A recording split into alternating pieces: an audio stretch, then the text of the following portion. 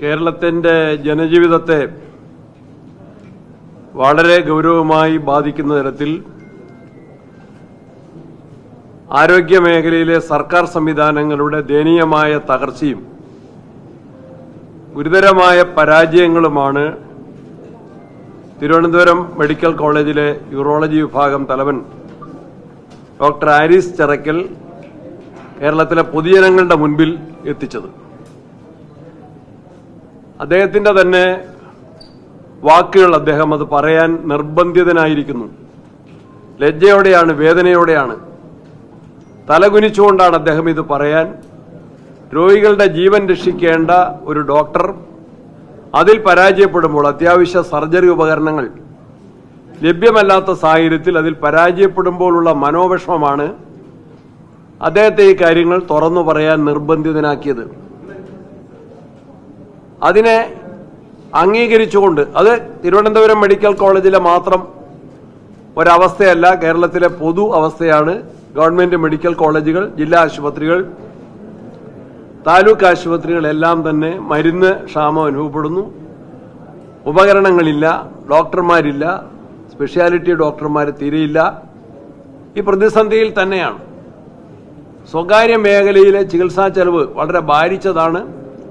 അത് താങ്ങാൻ കഴിയാത്ത സാധാരണക്കാരും പാവപ്പെട്ടവരുമാണ് ഗവൺമെന്റ് ആശുപത്രികളിൽ ശരണം തേടുന്നത്. അവര് ഇന്ന് ഗത്യന്തരമില്ലാതെ അവർ വലിയ പ്രതിസന്ധിയിലാണ്. അവരിൽ നിന്ന് പിരിവെടുത്ത് ആവശ്യമായ ശസ്ത്രക്രിയാ ഉപകരണങ്ങൾ വാങ്ങേണ്ട ഒരു ദുരവസ്ഥയാണ് ഈ ഡോക്ടർ ആരിസ് കേരളത്തിന്റെ പൊതുജനങ്ങളുടെ മുൻപിൽ അവതരിപ്പിച്ചതെങ്കിൽ അത് ഉൾക്കൊണ്ട്, അത് അംഗീകരിച്ച്, അത് തിരുത്തുന്നതിന് പകരം അദ്ദേഹത്തെ തിരുത്താനും അദ്ദേഹത്തെ ശാസിച്ച് വരുതിയിൽ നിർത്താനുമാണ് കേരളത്തിന്റെ മുഖ്യമന്ത്രി ശ്രമിച്ചത്. ആദ്യ 2 ദിവസങ്ങളിൽ മുഖ്യമന്ത്രി മൗനം പാലിച്ചു, പ്രതികരിച്ചില്ല. ആരോഗ്യമന്ത്രി ഉരുണ്ടുകളിക്കാൻ ശ്രമിച്ചു, പക്ഷെ സമ്മതിക്കേണ്ടതായിട്ട് വന്നു. പിന്നീട് ആരോഗ്യമന്ത്രിയെയും ആരോഗ്യവകുപ്പിനെയും വെള്ളപൂശാനാണ് ഡോക്ടർ ഹാരിസിന്റെ സ്റ്റേറ്റ്മെന്റിനെതിരായിട്ട് ഭീഷണിയുടെ സ്വരത്തിൽ മുഖ്യമന്ത്രി ഇപ്പോൾ പ്രഖ്യാപനവുമായിട്ട്, പ്രതികരണവുമായിട്ട് രംഗത്ത് വന്നിട്ടുള്ളത്. അപ്പൊ അദ്ദേഹം അതിനെ കാണുന്നത് എങ്ങനെയാണ്? Professional suicide. ഇതെന്റെ ഔദ്യോഗികമായ വാക്ക് പറയാൻ ഞാൻ ഉദ്ദേശിക്കുന്നില്ല. പ്രൊഫഷണൽ സൂയിസൈഡ് എന്ന വാക്കിലേക്ക് അദ്ദേഹം എത്തിച്ചേരാൻ നിർബന്ധിതമായതിൽ നിന്ന് നമ്മൾ വായിച്ചെടുക്കേണ്ടത് ആർക്കും മനസ്സിലാക്കാൻ സാധിക്കുന്ന അദ്ദേഹത്തിന്റെ ഹൃദയവേദനയാണ്. പറഞ്ഞ വിഷയത്തിലെ ആത്മാർത്ഥ, സത്യസന്ധത അദ്ദേഹത്തെ മാധ്യമങ്ങൾ തന്നെയാണ് കേരളത്തിലെ ജനങ്ങൾക്ക് പരിചയപ്പെടുത്തിയിട്ടുള്ളത്. എത്രയോ ഡെഡിക്കേറ്റഡ് ആയ ഡോക്ടർ, സിൻസിയർ ആയ ഡോക്ടർ, കർമ്മനിരതനായ ഡോക്ടർ. ആ ഡോക്ടർ ഇത് പറയാൻ നിർബന്ധിതനായി, മറ്റ് താല്പര്യങ്ങളില്ലാത്തൊരു വ്യക്തി, പലപ്പോഴും സർക്കാരിനെ ന്യായീകരിക്കാൻ തയ്യാറായിട്ടൊരു വ്യക്തിയാണ് ഈ ദുരവസ്ഥ പറയാൻ നിർബന്ധിതനായത്. അത് അദ്ദേഹത്തെ കൊണ്ട് തന്നെ വിഴുങ്ങിക്കാൻ മുഖ്യമന്ത്രി എത്ര ശ്രമിച്ചാലും നടക്കില്ല. ആരോഗ്യ മേഖലയുടെ ദയനീയ അവസ്ഥ പ്രതിപക്ഷം നിയമസഭയിൽ പലതവണ കൊണ്ടുവന്നിട്ടുണ്ട്, സമരങ്ങൾ നടത്തിയിട്ടുണ്ട്.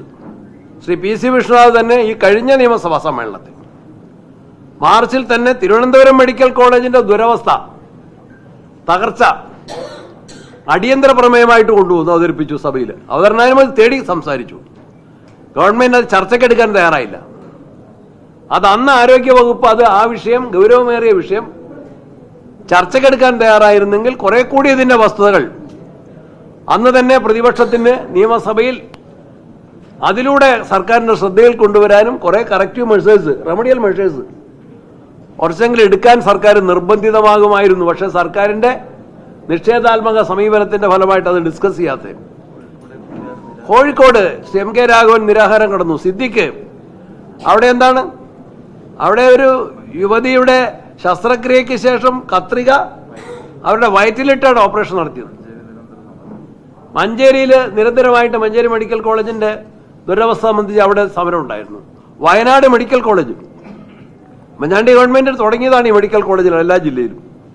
ആദ്യം 5 മെഡിക്കൽ കോളേജ് ഉണ്ടായിരുന്നുള്ളൂ. എല്ലാ ജില്ലകളിലും കേരളത്തിന് അത് അത്യാവശ്യമാണെന്ന് മനസ്സിലാക്കിയിട്ടാ അതിനെല്ലാം LDFന്റെ ഗവൺമെന്റ് വന്ന് അതിനെല്ലാം ഞെരുക്കിക്കൊല്ലാനും അവഗണിക്കാനും അതിനെ ജനകീയമല്ലാതാക്കാനുമാണ് പരിശ്രമിച്ചുകൊണ്ടിരുന്നത്. അതിനെതിരെയാണ് കോൺഗ്രസിന്റെ ഒന്നാം കട്ട സമരം നടത്തിയത്.